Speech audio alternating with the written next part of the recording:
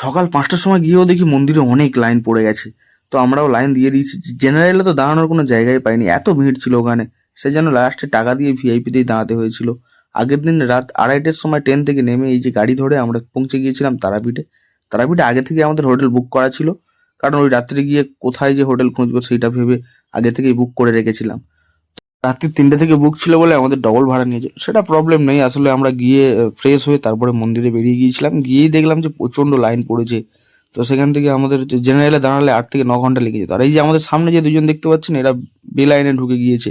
আসলে মায়ের কাছে এসে এইগুলো না করলেই মনে হয় ভালো হয়, কারণ পুণ্য করতে এসে যদি পাপ করে ফেলি তাহলে কোনো লাভ আছে? তো আমরা সেখান থেকে পুজো টুজো দিয়ে তাড়াতাড়ি পুজো দেওয়া অনেক মানে অনেক তাড়াতাড়ি হয়ে গেছে, 8 ঘন্টার মধ্যে পুজো কমপ্লিট হয়ে গেছে। তো সেখান থেকে বার হয়ে সন্ধেবেলা চলে গেছিলাম শ্মশানে। গিয়ে দেখি ওখানে এসব নানান ধরনের হোম যজ্ঞ হচ্ছে। ঠিক আছে, আর ওই দিন ছিল অমাবস্যা। কি অমাবস্যা সেটা আমার ঠিক মনে নেই, তবে ওই দিন ভালো তিথি ছিল, সেই জন্য অনেক পঞ্চমুণ্ডির আসন। তারপর ওখান থেকে এসে আমরা মাংস কিনে নিয়েছিলাম, নিয়ে রান্না করে রাত্রিরে মাংস দিয়ে ভাত খাওয়া হয়েছে। জানি এটা পাপ হয়তো মায়ের কাছে এসে, কিন্তু এই এই তারা মায়ের কাছে না সব চলে।